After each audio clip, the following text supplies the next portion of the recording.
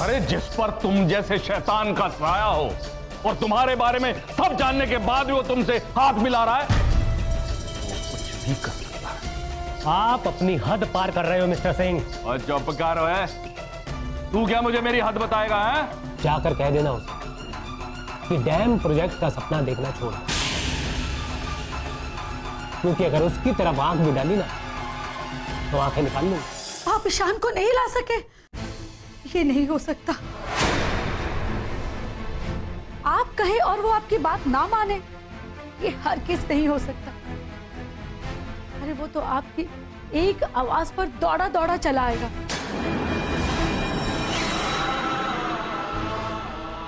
आपने उसे कहा तो था ना घर आने के लिए। नहीं, मैं समझ गई, आपने उसे जरूर डांटा होगा और वो नासमझ आपकी डांट सुनकर डर गया होगा।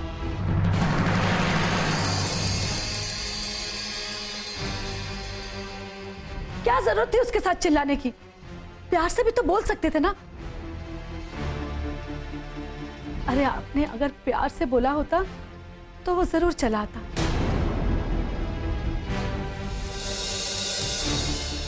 आप मेरा बहुत जिद्दी हो। अरे बोलिए ना, आप चुप क्यों हैं? बताइए ना, क्या कहा ईशान ने? कहाँ है मेरा ईशान? कहाँ रह गया मेरा ईशान? आप बोलते क्यों नहीं? बोलिए ना। सुखी, क्या पागलपन है? होश में आओ।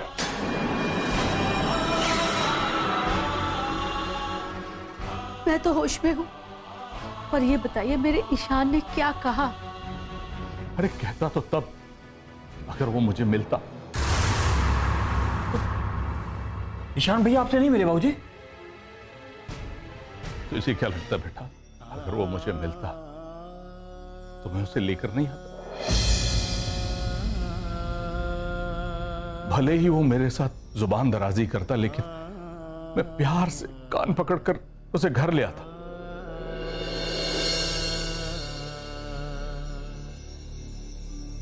तो इसका मतलब आप ईशान भैया के ऑफिस में जाकर उनसे बिना मिले ही वापस आ गए?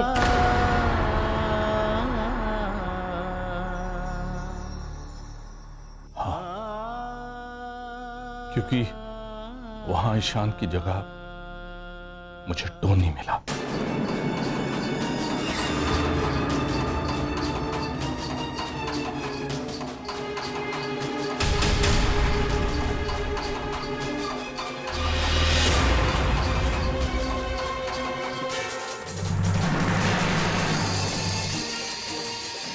और टोनी ने आपके साथ बदतमीजी की होगी। इस टोनी की तुमने, बाबूजी आप इजाजत दीजिए, मैं उस टोनी के हाथ पैर तोड़कर आपके कदमों में डाल दूंगा।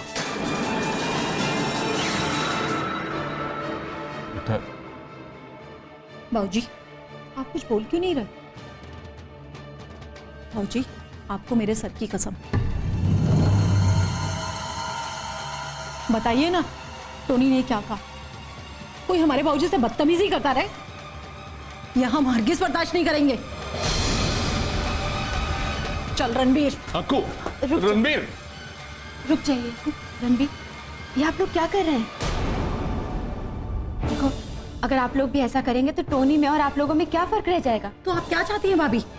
हमारे बाबूजी से कोई बदतमीजी करे और हम चुपचाप बर्दाश्त करते रहे? नहीं अक्कू, ऐसा कभी नहीं होगा। ईशान भैया भूल गए होंगे कि वो बाबूजी के बेटे, लेकिन मेरे और अक्कू के होते हुए ऐसा कभी नहीं होगा। चलो अक्कू। रणबीर, रणबीर, बेटा तुम दोनों तो मेरे दामन के वो हीरे हो जिनके रहते मुझे गर्म हवा तक नहीं छू सकती। अरे वो टोनी मेरी क्या बेइज्जती करेगा? उसे तो मैंने वो सबक सिखाया है कि सारी जिंदगी याद रखेगा। बस अफसोस इस बात का है कि हमारा ईशान भटक गया। बाबूजी, बाबूजी माता रानी पर भरोसा रखिए, देखिएगा वो सब ठीक कर देंगे। और आप जैसे बाबूजी से दूर रहकर ईशान क्या खो रहे हैं, इसका एहसास उन्हें बहुत जल्द हो जाएगा।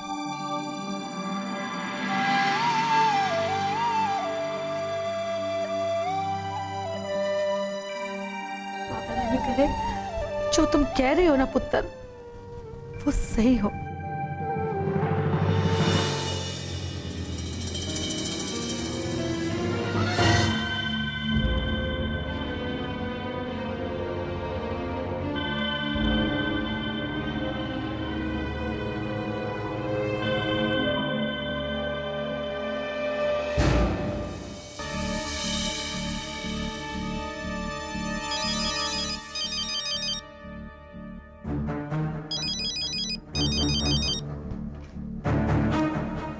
हेलो। हेलो तानिया पुत्र, कैसी हो मामी जी? मैं आप ही का फोन एक्सपेक्ट कर रही थी। कहीं तुझे ये तो नहीं मालूम कि मैं तुझे क्या बताने वाली हूँ? मामी जी, क्या हुआ ये तो मुझे मालूम है, लेकिन कैसे और कितना हुआ ये जानने के लिए मैं आपके फोन का वेट कर रही थी। अब बताइए। अरे तान्या पुत्र, आज ना भाई साहब ईशान के ऑफिस गए थे उसे मनाने के लिए।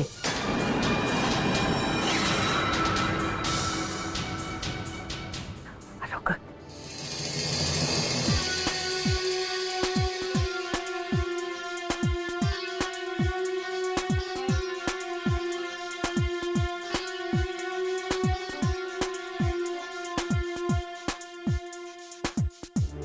अरे पुत्र, वो क्या है ना, दरवाजा खुला रह गया था, कोई सुन लेता फिर, है? हाँ सुन, वो क्या हुआ वहां ना, उनका सामना ईशान की बजाय टोनी से हो गया। टोनी ने उन्हें खूब खरी खोटी सुनाई, उसकी वजह से वो अभी तक सदमे में है। सदमे तो उन्हें अभी बहुत मिलने हैं मामी जी, अब आप देखती जाइए। हाँ पुत्र, वो तो है। एक बात बताओ, है वीरेंद्र भाई साहब की हालत देख के ना पूरा का पूरा परिवार दुखी था।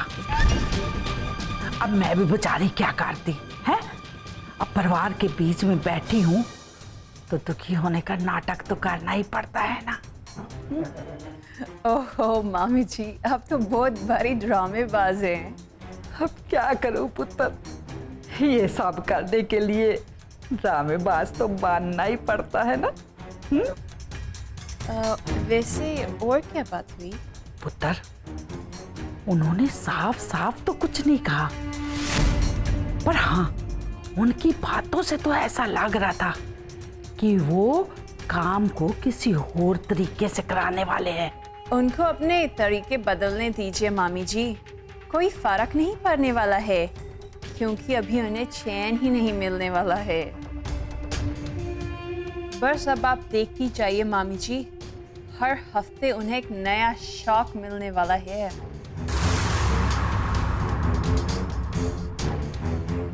अच्छा पुत्र, मैं फोन रखती हूँ, हाँ बाकी बातें बाद में करेंगे। ओके मामी जी, बाय।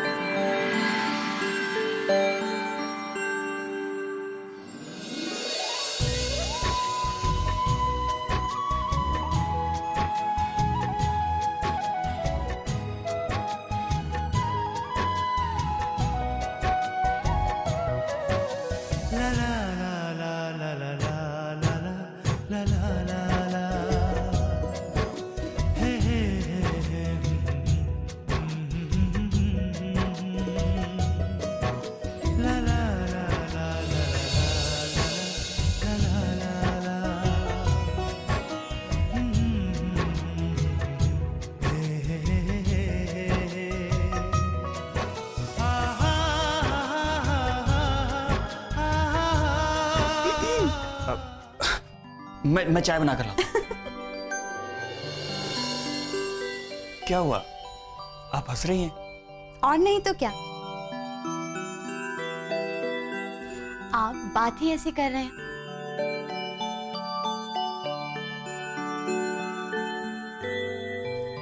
आज फिर से आपको मेरे लिए चाय बनाने का मूड हो गया? अरे तो इसमें बुराई क्या है भाई? अगर सुबह सुबह उठकर अपनी बीवी के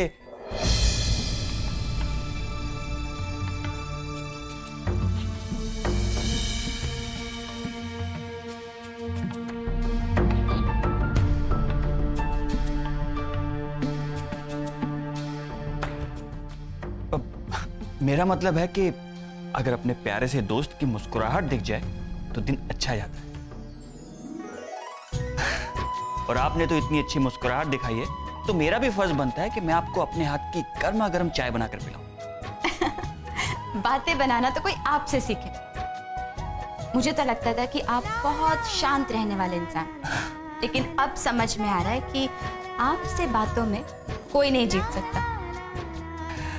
वो क्या है ना कि ये सब संगत का असर है मैडम। अच्छा आप रुकिए, अब मैं आपके लिए चाय लेकर आती हूँ। मतलब मुस्कुराहट के साथ चाय? आप भी ना बदमाश हो गए।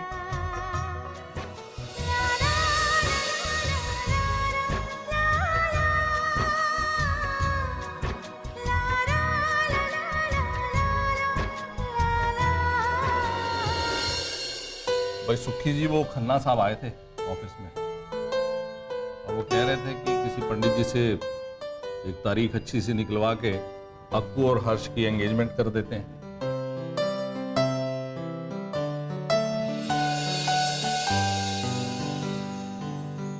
तो फिर आपने क्या कहा? मैंने कहा भाई मैं घर में सलाह मशवरा करके आपको जवाब दूंगा। इसमें सलाह करने की क्या बात है? दोनों एक दूसरे को पसंद करते हैं, तो फिर इसमें देरी किस लिए? वैसे बाबूजी, मेरे ख्याल से एक बार उससे पूछ ही लीजिए, क्या पता। ओ हाँ, ये तो ठीक कह रहा है। एक बार अक्कू से पूछ लेते हैं। अक्कू बेटा, रणबीर ठीक ही कह रहा है, तो तू बता दे। हैं?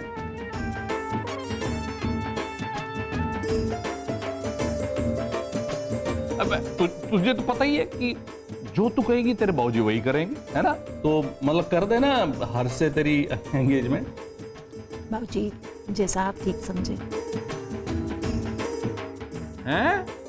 जरा ऊंचा क्या, मैंने सुना नहीं।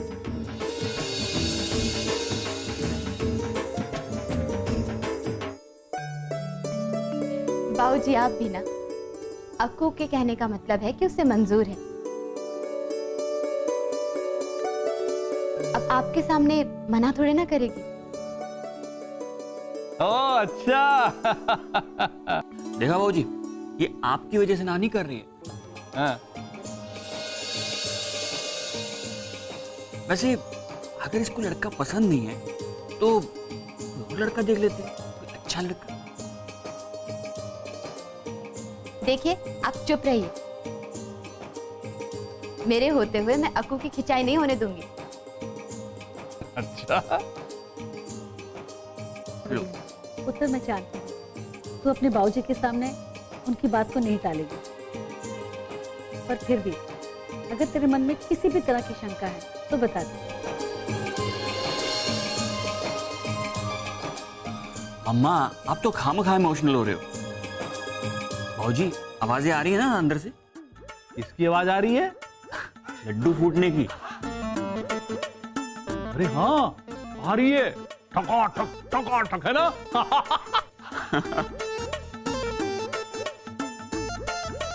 आपके कान कुछ ज्यादा नहीं बजने लगे हैं? भाई सिमरन पुत्र, तेरी मम्मी जी बिल्कुल ठीक कहती। तू अक्कू की भाभी नहीं है, उसकी सहेली भी। चल अब तू ही पूछ के बता दे, किसकी एंगेजमेंट कर दे कि नहीं कर दे। और अगर तू बता देगी तो फिर हम खन्ना साहब को बुला के एक दिन डिनर पे तारीख पक्की कर दें। क्यों भाई? जी बाबूजी। बाबूजी मेरे हिसाब से आपको को पूछने की जरूरत नहीं है। मैं तो कहता हूँ खन्ना अंकल को फोन करके डिनर पे बुला ही लेता हूँ। भाई अब बला जितनी जल्दी घर से टले उतना अच्छा है। रणवीर तू तो ठहर, मैं तुझे बताती हूँ। बाबूजी तू तो गया पुत्र। बाबूजी पकड़ पकड़ इसको।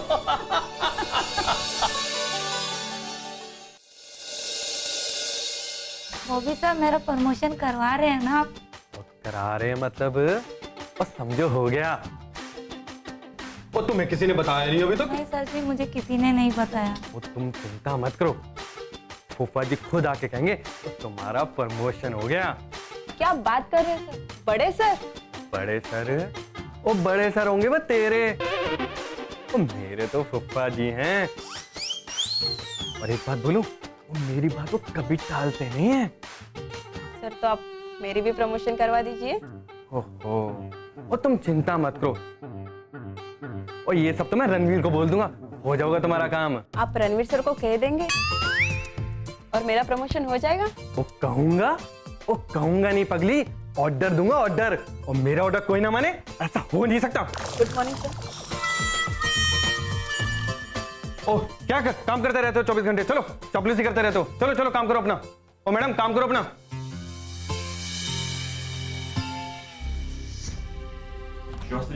यस आपको चले जी मेरे कैबिन में।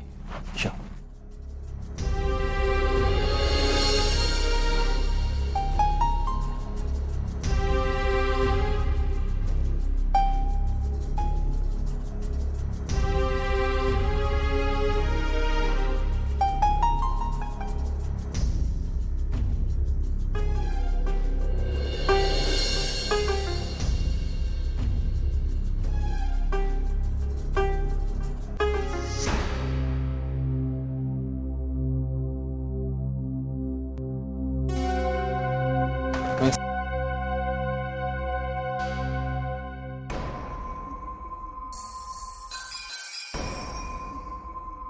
चटा जी। जी सर।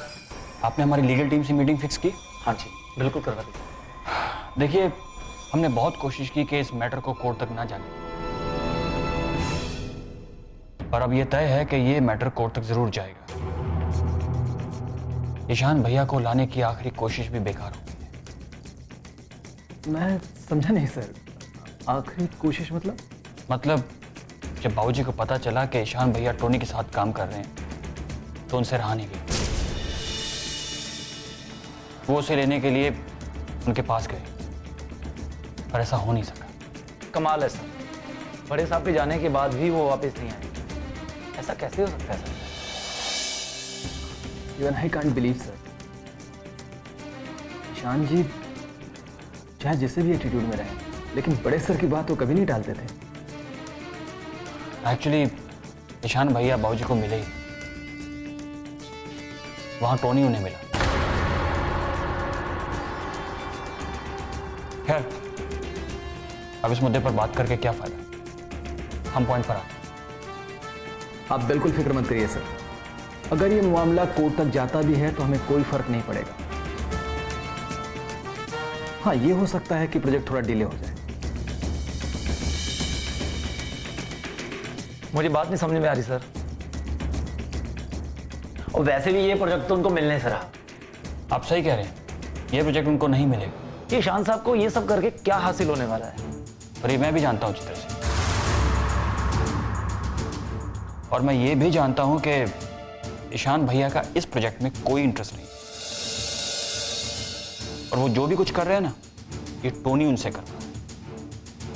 अरे तो करवाने दीजिए ना सर, हमें क्या फर्क पड़ता है? टोनी शायद ये नहीं जानता है कि वो एक चट्टान से टकरा रहा है, और यहां से टकराने के बाद वो अपना नुकसान करवा के ही वापस जाएगा। श्रीवास्तव जी, आप इस बात को हल्के में ले रहे हैं। देखिए मैं नहीं चाहता कि इस मामले में कोई भी लापरवाही हो। चड्ढा जी। जी सर। आप इस प्रोजेक्ट से रिलेटेड हर पॉइंट को नोट कर लीजिए, क्योंकि मैं चाहता हूं कि जब हमारी लीगल टीम के साथ मीटिंग हो तब वो सारे पॉइंट्स मेरे सामने हो। जी सर। श्रीवास्तव जी, आप बाकी प्रोजेक्ट्स पर ध्यान दीजिए, क्योंकि मैं नहीं चाहता कि हम अपनी सारी एनर्जी इस प्रोजेक्ट में लगा दें और बाकी प्रोजेक्ट्स में हमें नुकसान उठाना पड़े। आप बिल्कुल निश्चिंत रहिए सर। हम अपने दूसरे प्रोजेक्ट पर बिल्कुल सही तरीके से ध्यान दे रहे हैं और वो सही समय पर पूरे होंगे। थैंक्स। एक काम कीजिए, वो मिस्टर पोद्दार वाली फाइल है ना, वो आप मुझे भिजवा दीजिए। Sure sir.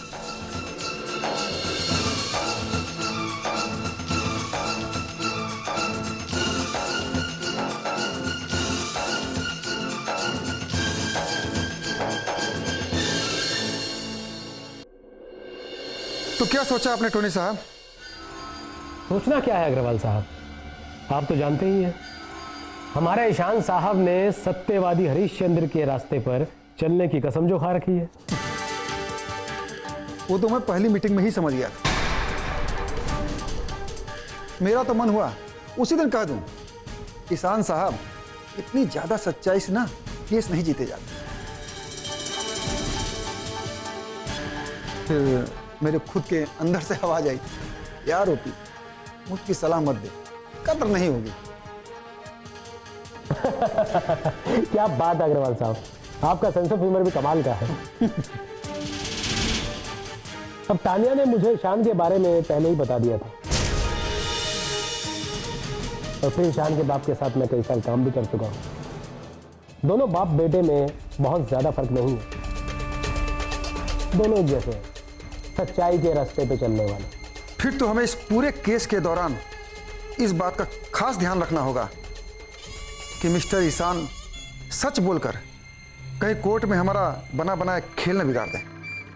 हालांकि मैं केस को ऐसे घुमाऊंगा कि इन मुद्दों पर ध्यान कम से कम जाए। फिर भी हमारा ईशान पर यूं आंखें मूंद कर भरोसा करना ठीक नहीं है। आप क्या कहते हैं तान्या जी? आप दोनों ठीक कह रहे हैं बिल्कुल। और वैसे तो मैं रोज उसका ब्रेन वॉश करने की कोशिश करती ही रहती हूँ, लेकिन हमें ऐसे केस में रिस्क नहीं लेना चाहिए। इसका सबसे आसान तरीका ये है कि इस केस से रिलेटेड जो भी आदमी जहां मिले जैसे मिले खरीद लो।